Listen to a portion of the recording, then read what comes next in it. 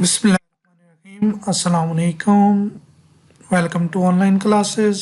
बेटा, C programming language के बारे में हमने लास्ट टाइम स्लैश एन को देखा था कि स्लैश एन को कैसे यूज़ करते हैं और प्रिंट एफ के अंदर उसका क्या पर्पज़ होता है। जैसे न्यू लाइन के लिए हमने देखा था, उसी को ही मैं कंपाइल और रन करके देखता हूँ। लास्ट टाइम भी हमने कुछ एग्जांपल्स की थी, तो आप देखें कि क्योंकि हेलो के बाद स्लैश एन है, तो स्लैश एन के बाद जितना भी टेक्स्ट लिखा गया है वो न्यू लाइन पे चला गया है।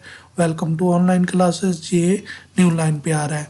आप देख सकते हैं कि किस तरह ये न्यू लाइन पे हेलो और फिर उसके बाद था स्लैश एन, तो स्लैश एन के बाद जितना भी टेक्स्ट था वो न्यू लाइन पे चला गया। तो इस तरह स्लैश एन हम यूज़ करते हैं। आज हम देखेंगे बेटा स्लैश टी को। स्लैश टी आप लोग बेटा याद रखेंगे कि यूज़ होता है टैब स्पेसेस के लिए, यानी जब आपने मल्टीपल स्पेसेस देनी होती हैं, टैब स्पेसेस जो कि कंप्यूटर के अंदर ऑलमोस्ट 8 स्पेसेस के लिए यूज़ होता है, यानी 8 स्पेसेस एक सिंगल टैब आपकी कंटेन करती है। तो उन टैब स्पेसेस को देने के लिए एक टैब स्पेस के लिए आप एक बार स्लैश टी को यूज़ करेंगे और मल्टीपल टैब स्पेसेस के लिए आप स्लैश टी को उतनी बार यूज़ कर सकते हैं। तो एक तो इसको याद रखेंगे कि टैब स्पेसेस के लिए यूज़ होता है, और अब आपने याद रखना है कि स्लैश टी को भी प्रिंट एफ के अंदर लिखा जाएगा और ये स्पेसेस के लिए होगी और ये एज इट एज स्क्रीन पे डिस्प्ले नहीं होगी। जैसे स्लैश एन हमने याद रखा था कि ये न्यू लाइन के लिए है और इसको प्रिंट एफ के अंदर हम तब यूज़ करेंगे जब हमने न्यू लाइन को रिप्रेजेंट करना होगा, यानी टेक्स्ट को न्यू लाइन पे लेके जाना होगा, तो हम स्लैश एन को यूज़ करेंगे। ऐसे ही स्लैश टी को तब यूज़ करेंगे जब हमने टैब स्पेसेस लगानी होंगी और स्लैश टी स्क्रीन पे एज इट एज डिस्प्ले नहीं होगी। इसकी कोई एग्जांपल देख लेते हैं। जैसे यहीं पे फॉर एग्जांपल इस स्लैश एन की जगह मैं स्लैश टी पुट कर देता हूँ कि इन दोनों के दरमियान में टैब स्पेसेस आए, तो इसको कंपाइल और रन करते हैं तो क्या वाकई इस तरह होता है। तो देखें हेलो और उसके बाद ये यहाँ पे मल्टीपल स्पेसेस हैं।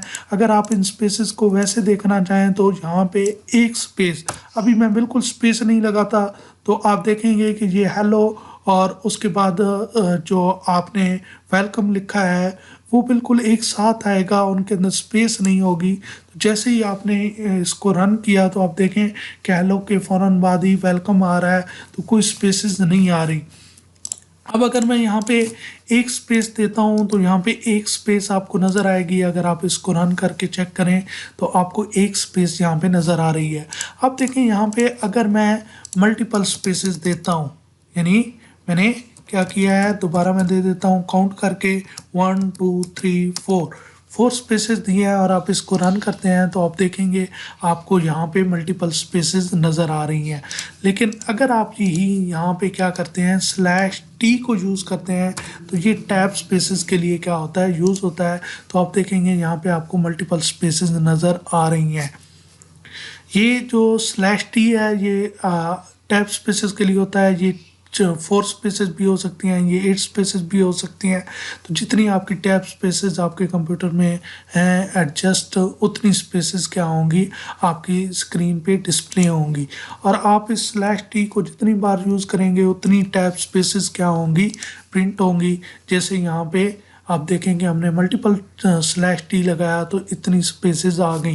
तो हम इस तरह अपनी स्पेसेस को, अगर टेक्स्ट के दरमियान में इस तरह की स्पेसेस को अगर हमने एडजस्ट करना हो तो उसके लिए हम किसको यूज़ करते हैं, स्लैश टी को। हम ये स्लैश टी और स्लैश एन को एक साथ भी यूज़ कर सकते हैं।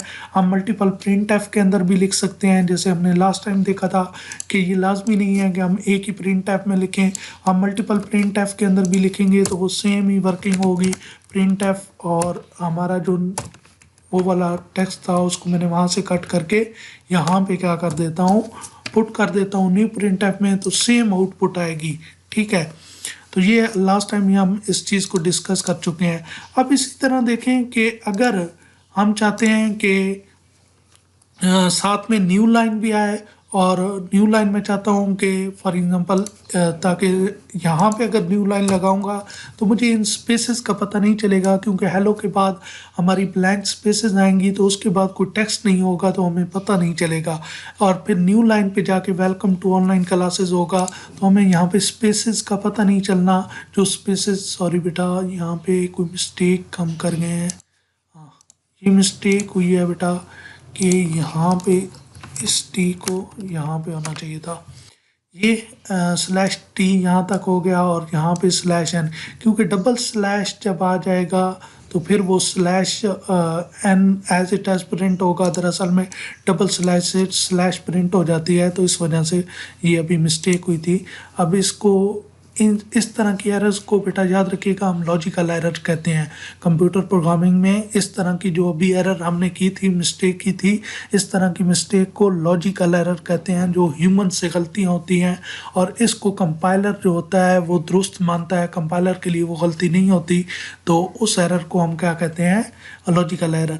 अब बेटा यहाँ पे देखें कि ये देखें यहाँ पे स्लैश टी इतनी लगाई है लेकिन हमें कोई फ़र्क नज़र नहीं आ रहा है, इसलिए क्योंकि ये यहाँ पे सारी स्पेसेस आई हैं और इसके बाद कोई टेक्स्ट नहीं है, तो हमें कोई फ़र्क नज़र नहीं आ रहा। अब या तो मैं इन स्लैश टी के बाद कोई टेक्स्ट लिख दूँ, जैसे मैं यहाँ पे टेस्ट लिख देता हूँ, ठीक है। अब देखें यहाँ पे मुझे बाकायदा फ़र्क नज़र, बेशक आप स्पेसेस लगाएं ना लगाएं वो डिपेंड करता है।